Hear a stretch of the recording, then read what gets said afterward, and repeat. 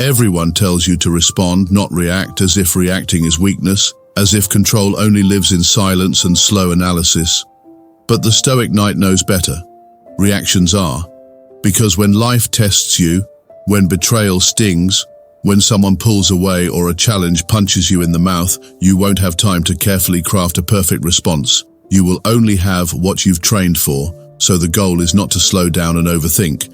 The goal is to sharpen your instincts until your reactions become clean, controlled, and decisive, because reaction is not the problem. Emotional reaction is. Impulsive reaction is.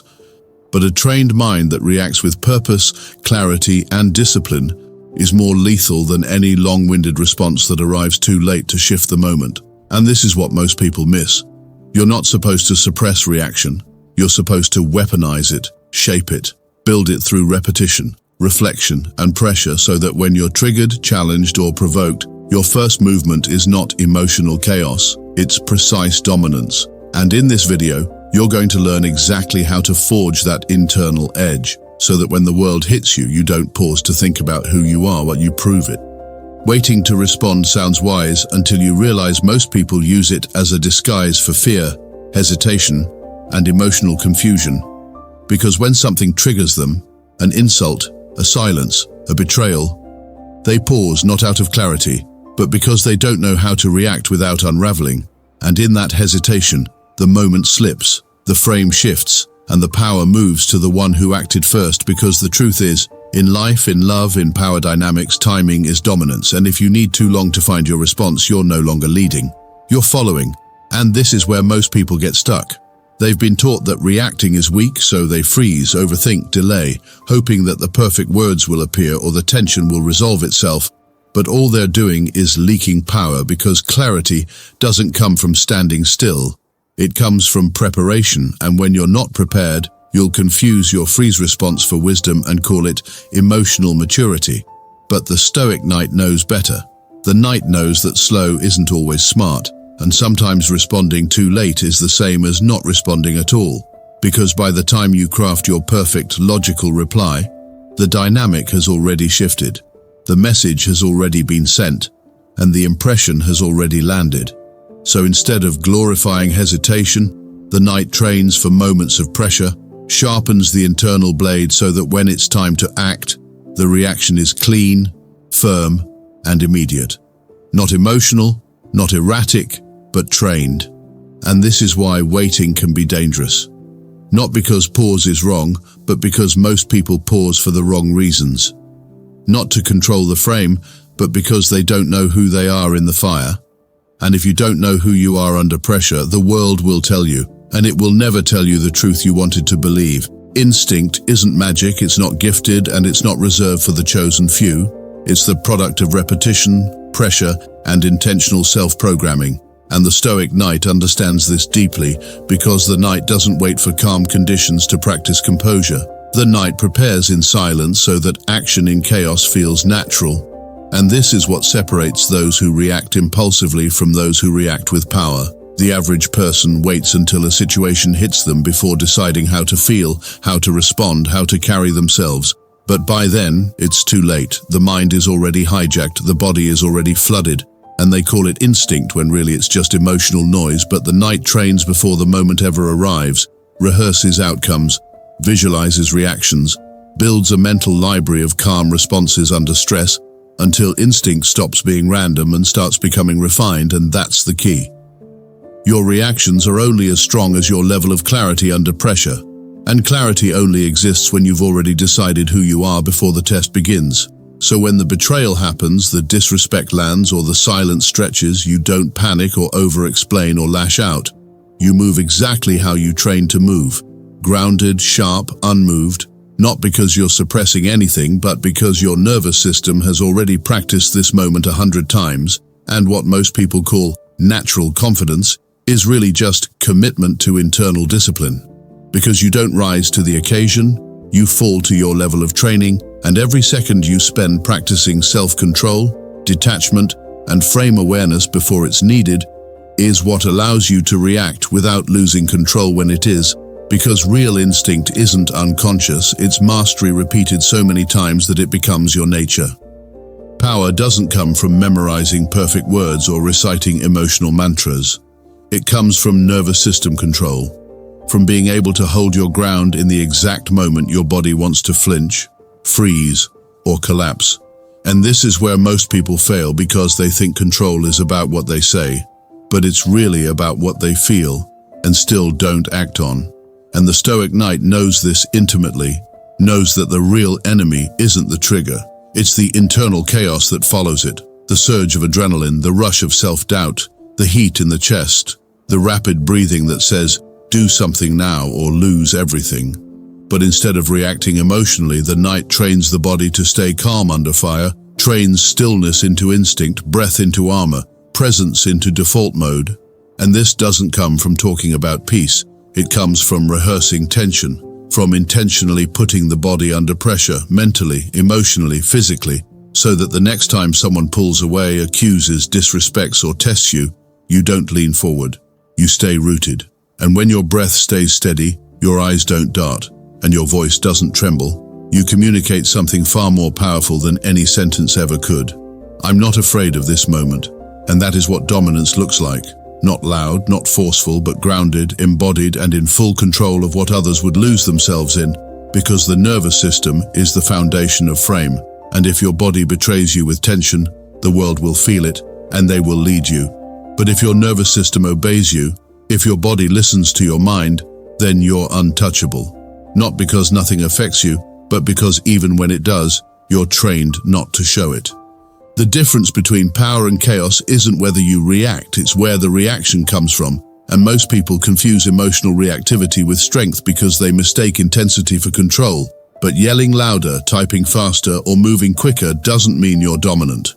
It means your emotions have hijacked your logic and your nervous system is in charge, not your values. And this is why the Stoic Knight draws a hard line between undisciplined reaction and strategic response, not in timing but in training. Because the Knight doesn't avoid reacting, the Knight reacts with discipline, which means every move is intentional, every shift is calculated, and every word is shaped by values, not by wounds. And this is the shift that separates the average from the unshakable. Where most react out of fear, insecurity, or the need to defend pride, the Knight reacts out of clarity, purpose, and frame, and that doesn't mean the Knight moves slowly. It means the Knight has sharpened their internal code to such precision that even their first reaction is clean, calm, and final. While the emotionally reactive mind spirals in post-conflict shame, regret, or confusion, the trained mind simply acts, not because it's perfect, but because it's pre-decided. And if you haven't defined your values, trained your frame, or rehearsed your response to pressure, then your reaction will always be borrowed from the past. Old pain, old narratives, old identities, and that kind of reaction doesn't protect your power. It destroys it.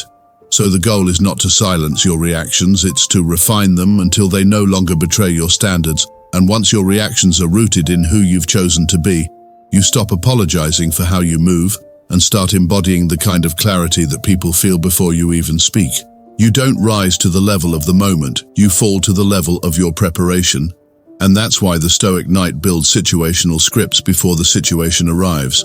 Not because life can be perfectly predicted, but because your response can be perfectly trained, and most people fail. Not because the pressure was too heavy, but because they never considered what pressure would feel like until it hit them. So they freeze, overthink, or react from emotion because they have no mental blueprint to fall back on, no internal script for how to move when things get sharp. But the Knight doesn't wait until betrayal strikes to decide how to act. Doesn't wait until someone ghosts, disrespects, tests, or explodes before defining the reaction. The decision is already made, and this isn't fake confidence, it's rehearsed command. Because when you visualize the moment in silence, when you've mentally walked through disrespect, rejection, chaos, and loss 100 times, when you've trained your mind to see the storm and stay still, to face the silence and remain whole, to receive the tension and hold posture, then when the real moment comes, you don't need to think. You already know, and that's what makes you powerful. Not because you control the world, but because you've controlled your world long before the world had a chance to test you. And this level of preparation gives you an edge most people will never have, because they spend their time avoiding conflict, praying it doesn't happen, while you've already rehearsed it, dissected it, And now when it arrives, you don't flinch. You execute, not perfectly, but decisively. And that is what the Stoic Knight understands better than anyone. The mind is not strong just because it reads wisdom. It's strong because it has practiced strength when no one was watching, and that invisible work is what shows when the pressure hits, and you don't just survive the moment, you command it. In every power dynamic, there's always a shift. One person leads while the other waits, and most people spend their lives reacting to others because they've been conditioned to hesitate, to second guess, to look for permission before they move. But the Stoic Knight understands that the one who moves first with calm precision and sharp timing controls the pace, the frame, and the outcome, not because they're impulsive, but because they're prepared. And when you've trained your mind to react with purpose instead of fear, you no longer wait for the energy to shift. You become the shift. And this is the difference between those who bend and those who command.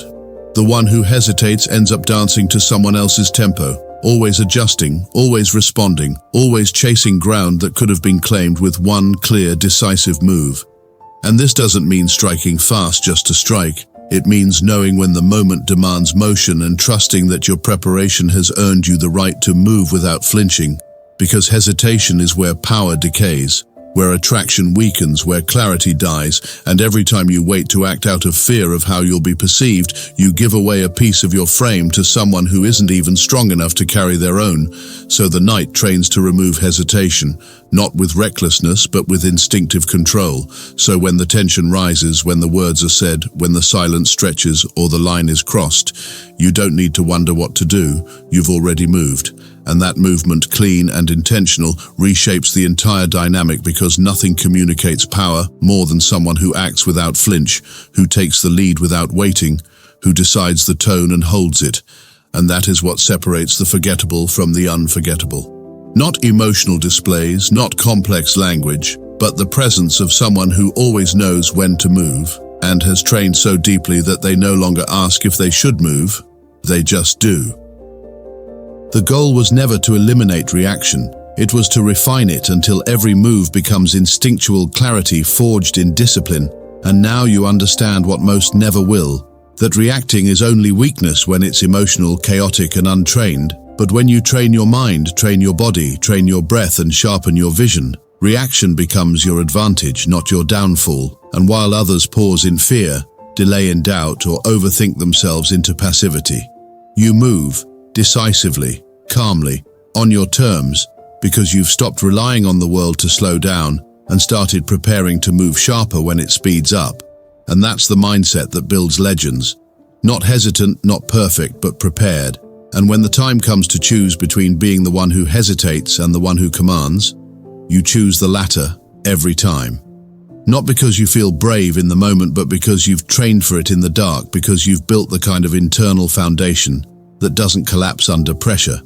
And if this video resonated, if you're ready to stop holding your power hostage while you wait for the perfect script, then subscribe to the Stoic Knight, leave a comment on what you're training your instincts to conquer, and remember, when the moment comes, you won't have time to think about who you are, you'll only have time to be it, and those who have trained will move like they were born for it, while the rest freeze.